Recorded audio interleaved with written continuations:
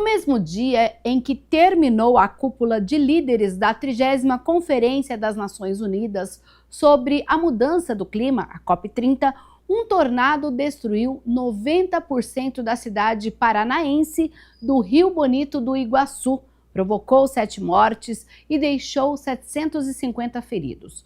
O fenômeno, que era incomum no Brasil, agora deve intensificar devido às mudanças climáticas. Especialistas afirmam que a região sul do país reúne condições atmosféricas favoráveis à formação de tempestades severas e alertam para um maior investimento em previsão e monitoramento. Para que possamos entender melhor esse fenômeno, o Giro Ambiental de hoje conversa com Décio Gazzoni, que é pesquisador da Embrapa e membro do Conselho Científico Agrosustentável. Décio, seja bem-vindo ao Giro Ambiental. E a minha primeira pergunta é, olha, a gente teve, infelizmente, esse acontecimento no último final de semana. A gente lembra que a gente estava num período aqui no estado de São Paulo, a gente está falando especificamente de Campinas, no interior de São Paulo, em que as pessoas receberam, inclusive, alguns alertas da Defesa Civil sobre tempestades. Mas quando a gente vê isso acontecendo no sul do país, qual é o recado, Décio? O recado é que as mudanças ambientais chegaram, eventualmente chegaram para ficar, chegaram com muita intensidade mesmo. Mudanças climáticas, por vezes é referido ao termo aquecimento global, porque realmente o planeta como um todo está aquecendo.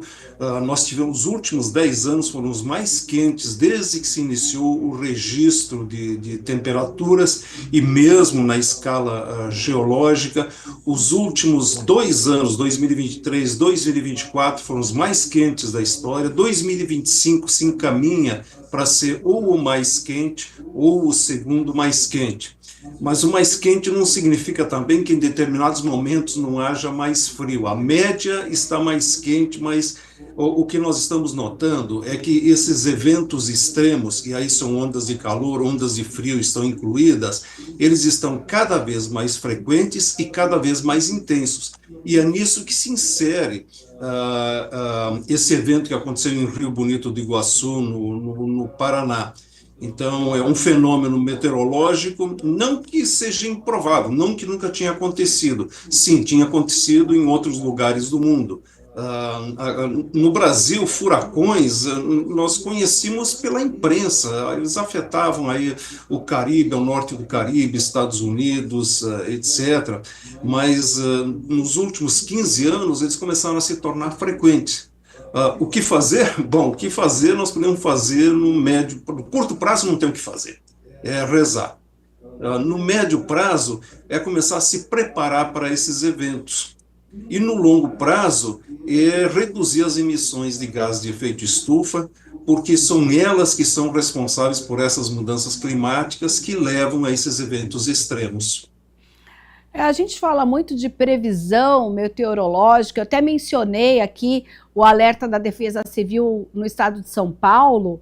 Esse sistema hoje ele está disponível para todo o país, ou apesar de acontecerem essas previsões, não é certo que, por exemplo, essa formação desse tornado não estava prevista dessa forma. Como que a gente pode entender, nós que somos leigos, né? A gente está tão longe, mas parece que, poxa, ninguém sabia que ia acontecer, ou não, sabiam que ia acontecer, teve algum tipo, existe algum plano ou não? A partir de agora, sabendo que nós podemos, tão quanto nos Estados Unidos e até em outros países, sermos vítimas ou passarmos por essa situação, pensarmos em novos modelos de construção, claro, além de termos aí também uma nova forma de contribuir para que isso se minimize no Brasil.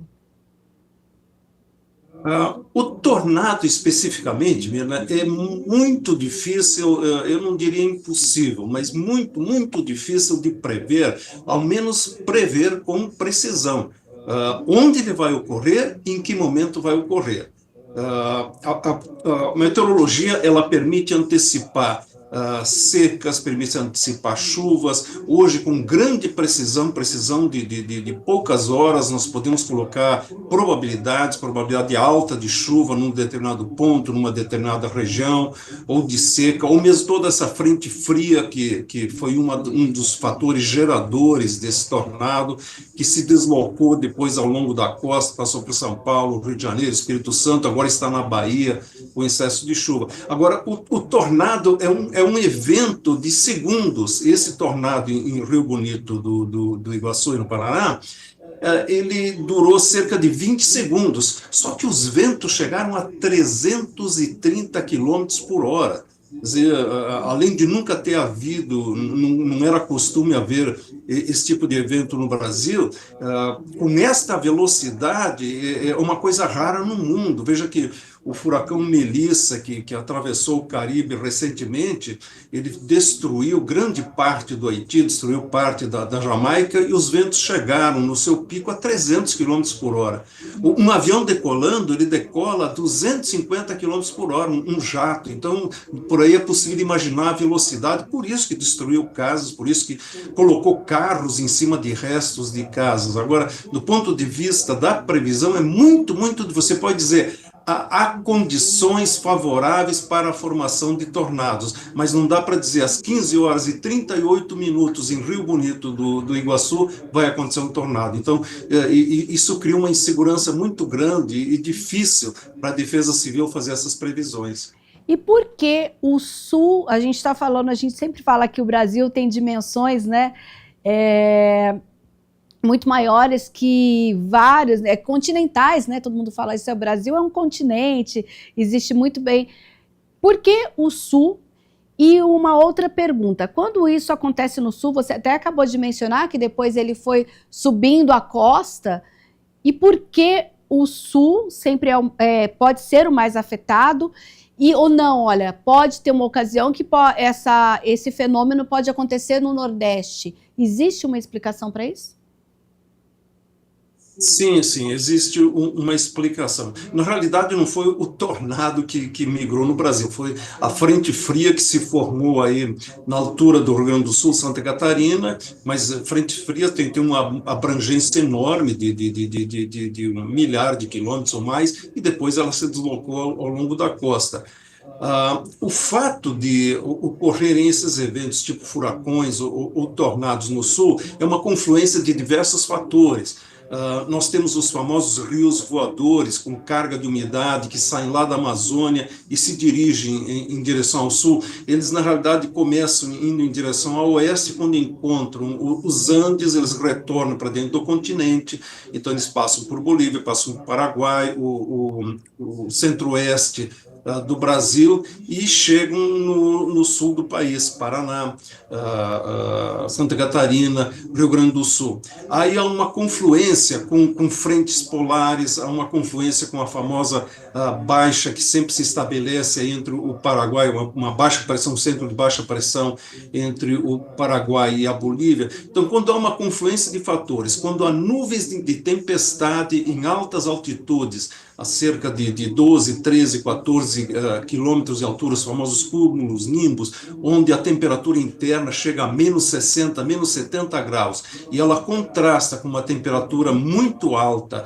aqui na Terra, 30, 35 graus, então, de repente, se formam duas correntes de ar, uma descendente, uma ascendente, uma fria e uma quente, e aí vem essa devastação com ventos fortíssimos. Sim, agora, pensando daqui para frente, Décio, nós estamos aí em plena COP30, que se discute mudanças climáticas, e o que a gente percebe é que todos os efeitos colaterais dessas mudanças climáticas, apesar da gente sempre falar, o Brasil é um país, claro, a gente sabe que, de certa forma, nós somos privilegiados em relação a outros, no que diz respeito às tragédias, né, eventos da natureza, digamos assim, mas isso é um sinal de que precisamos mudar já, é isso? Sim, sem dúvida. O mundo como um todo precisa mudar, e eu acho que o tempo do verbo que você usou, o Brasil ser privilegiado, eu acho que ele era privilegiado. Nós então estamos entrando agora no comum das mudanças climáticas que estão afetando de forma diferente regiões do planeta, com degelo nos polos, nos extremos, na Antártica, no Polo Norte, na Groenlândia, aumento de intensidade de furacões em regiões tradicionais, como o Caribe, como os Estados Unidos, e agora o surgimento aqui. Na realidade, as COPs, nós estamos na COP 30, começaram há cerca de 30 anos atrás, mas antes disso já havia reuniões, já havia muitos alertas de cientistas, cerca de 50 anos, cientistas chamavam a atenção através de modelos matemáticos, mostravam que tudo se encaminhava para acontecer um desastre de grandes proporções, e esses alertas, em parte, foram levados em consideração, mas não deflagraram as ações necessárias. E aí vem diversas razões, eu destacaria duas delas: razões geopolíticas, um país só faz se o outro também faz, todo mundo teria que fazer, ninguém quer pagar a conta, ninguém quer reduzir mais emissões do que outros, quem já poluiu no passado, que é culpado, não aceita pagar mais porque emitiu muito mais. Em segundo lugar, porque existe muito dinheiro envolvido. Veja que são diversos fatores que levam ao aumento de emissões que causam as mudanças climáticas, mas dois deles são importantes. Um deles é o desmatamento e o outro é o uso de energia fóssil, carvão, petróleo e gás. Desmatamento, via de regra, é um crime ambiental. Hoje existem restrições em todo o mundo, e o Brasil, com seu Código Florestal, é o país que tem o maior volume, a maior intensidade de restrições para desmatamento. Então, quando ocorre desmatamento ilegal no Brasil, ele realmente é um crime ambiental, é coisa de grileiro, de garimpeiro, de minerador. Não está ligado propriamente a um objetivo final de uso daquela área. É o aproveitamento da madeira, derruba-se a floresta, queima-se um carbono que estava estocado há muitos anos. Da mesma forma, nós estamos consumindo cada ano, cada vez mais petróleo, carvão, gás, ou seja, carbono que foi acumulado no subsolo há milhões de anos está sendo jogado na atmosfera. E a natureza reage e responde a isso com aquecimento, com agravamento. É só a gente olhar como nos últimos 30, 40 anos aumentou muito a intensidade desses eventos. Nas Filipinas agora, esse ano, foram 9 furacões, foram 9. Quer dizer, nós achamos muito esse tornado nosso. Claro, foi um desastre humano terrível. Agora, imagine Filipinas numa sequência, praticamente um por mês durante esse ano. Isso está se tornando comum, e o risco é de a gente simplesmente se acomodar nessa situação. Então, eu temo que na COP30 todo mundo diga sim, o problema é sério, o mundo está em perigo, mas ninguém tome atitudes definitivas para dizer: não podemos entregar uma herança maldita dessa para as gerações seguintes, para os nossos filhos, para os nossos netos. Décio, infelizmente nosso tempo acabou, mas fica aí essa mensagem, né? Precisamos fazer algo já, e principalmente quem detém o poder aí, que está discutindo toda essa nova política climática lá na COP30, a gente espera que surja aí efeito positivo, não só para o nosso país, é claro, mas para toda a população mundial. Muito obrigada pela sua participação, e já fica um convite para um retorno, para que a gente possa aí bater um papo de um tema tão importante que precisa de muito mais tempo para a gente possa detalhar cada um desses itens que você mencionou. Muito obrigada. Eu que agradeço a oportunidade e sempre à disposição. Tá certo? Então, olha só, o Giro Ambiental não para por aí. Fique agora com algumas notícias e curiosidades sobre sustentabilidade e meio ambiente. Uma dupla de cães farejadores, o Labrador Yagi e o Cocker Spaniel Queen, podem ter feito uma descoberta histórica em Sumatra, na Indonésia. A equipe encontrou fezes de um rinoceronte de Sumatra no Parque Nacional Waikamba, uma espécie criticamente ameaçada de extinção, com apenas cerca de 34 a 47 indivíduos restantes na natureza. Para a missão, a equipe contou com a ajuda da Working Dogs for Conservation, uma organização dos Estados Unidos especializada em treinar cães para proteger a vida selvagem. Análises preliminares de DNA das fezes sugerem que elas realmente pertencem à espécie. Agora, o governo indonésio está realizando mais testes para confirmar a descoberta. O sucesso da dupla canina pode significar a localização de uma nova população da espécie, um passo crucial para a sua conservação.